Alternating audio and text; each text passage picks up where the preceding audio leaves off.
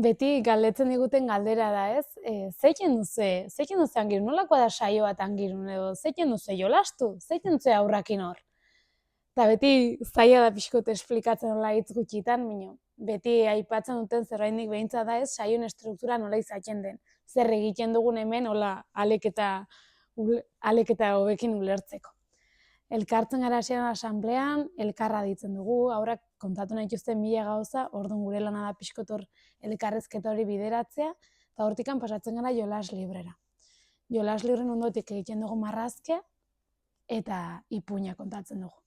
Gaur, nahiko genukein pausa marrazkian, segitzen zaigu dela momentua eta agitz importantea eta batzutan garrantzia kentzen zaiona edo ez dela hortan fokua jartzen. Orduan, gaur heldu gara horta solastera.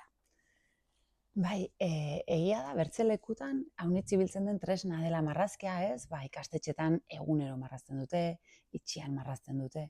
Guretzat angirun da momentu klabea. Azkenen guri marrazkiak ematen digu informazio pila bat, aurra ze momentuan dagon, ze beldur ditun, eta nola igaro duen saioa, nola bizitu duen berak. Ze gauza badagu nola ikusi dugun bera, ez? Kanpotikan ze iruditu zaigun, ze interpretatu dugun, ze hipotesi egin ditugun, baina askotan hipotesi horienak konfirmatzen dire bere marrazkian bidez.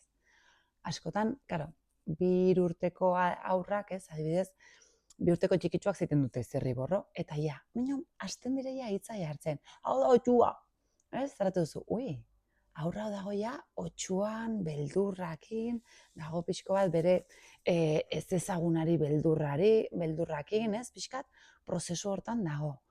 3-4 urtetan ja, hau da otxuatik pasatzen dire, eta otxua da handia, eta haitu belarri beltzak, edo hau da sako zarra, ez? Jasten dire pixko bat kontatzen dizute nolakoa den bere otxua hori, nolakoa den bere sako zar hori. Lesakarra baldin bada, seguraski beldur handia emango dion zerbait dela, ez?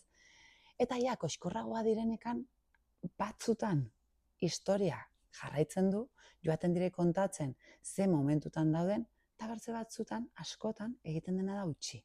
Eta hasten dire tximeletak, hortzadarrak, eta gauza sueltuak agertzen, bihotzak, ez, koloretako bihotz politak, etxeak, tximenea eta bereke perfektuakin. Orduan, guri ze informazio ematen digu horrek. Adibidez, guk ikusten badugu 6 urteko aur bat, saio zoragarri bat eta gero, margotzen dula, etxe bat, bihotza, lainua eta eguzkia, eraten dugu, marrazterakoan ez saioan osongi pasatu du, soltatu da, konektatzen hasi da, binen oraindikan ere kontrolatzeko beharra handia du, oraindik beldurra du lagunek zer pentsatuko duten beretaz. Badazpa nahiago du egin marrazki perfektu bat, badakina irakasleak edo gurasoak edo izeba osabak errandiotelako haitz polita dela, orduan marrazki polit bat egiten du. Ez digu kontatzen egiten berari pasatzen zaiona, berak sentitzen duna.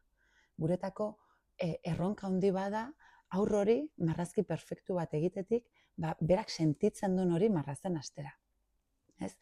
Atzo adibidez, horrela hasi zen aur bat izan genuen, horrelako aur batekin izan genuen saioa, ez berak egiten zituen marrazki perfektuak. Gau beltza heldu zela, egiten zuen kalabaza bat zoragarria, baina ez kalabaza hutsa, kalabaza pertsona batekin, diseinu perfektu bat egiten zuen marrazkian. Baina ez zigun inoiz kontatzen beran nortzen, berak zer behartzun, ze amets eta beldur zituen. Eta adibidez atzo saioa eta gero, berak marraztu zuen etxe bat, azkar, abudo, perfekziorikan gabe, eta kontatu zigun bera hor barrenen zegola. Eta marrazkia berez, simple xamarra balimazen ere, berak etxe hortan pasatu zuen momentua izan zen zoragarria. Ze etxe bat sortu zuen, bera dena kontrolatzetikan, bera zaintzen utzi zen, bertzelagun batek bera zaindu zuen, bertzelagun batek janari ematen zion, etxea egiten zion, goxatzen zuen. Orduan, aur honek dena kontrolatzetikan, lasaitzera pasatu zen. Orduan, eta marrazkian, jolasian bezala irudikatu zuen hori, kontrola uste hori. Bertze aur batzuk, agian, hasieran, 2 urteko aurrak, marrazen dute horrela, impulsibidadea handia ateratzen dute indarra handia. Orduan, zukartu duzu, 2 urtetan, normaltasunan barrenen dago, 3 urtetan ja, simboloren bat agertu beharko litzake. Ja, 5 urtetan aur batek horrela marrazten bali madu, erraten dugu, ze pasatzen zaio aur honi, urduri dago. Adibidez, duela egun batzuk inauteriak izan dire hemen. Eta lasai zegoen aur bat, ongi marraztetik edo saioan egiten zuen hori irudikatzetik, ansiedade handiakin, indarra handiakin, zakartasuna handiakin marraztera pasatu zen. Bueno, mugimendu bat egon da bere inguruan, normala da. Guri pista bat ematen digu, ez dago ez ongi ez gaizki. Guri balio diguna da ulertzeko aurra ze momentutan dagon. Ulertzeko aurrak zer kontatu nahi digun. Azkenen beti erraten dugu jokoan bidez aurrak haunitz kontatzen digu, jokoan bidez guk ulertzen dugu aurra ze momentutan dagoen itxian, ze momentutan dagoen lagunekin, ze zailtasun ditun, ze gaitasun ditun. Marrazkiak ere laguntzen digu hori borobiltzen, hipotesi hori dena borobiltzen. Horregatikan, elkarrizketari garrantzia handia, jolasari garrantzia handia, eta ero marrazkiari ere garrantzia handia ematen digu. Nahiz da batzutan, bertze tresna batzuk edo material bat ere erabili. Eraikuntzak ibiltzen ditugu, plastilinare ibiltzen dugu, binon, momentu honetan, pista gehien eta laguntza gehien ematen digun tresna guretzat, marrazkia izaten da.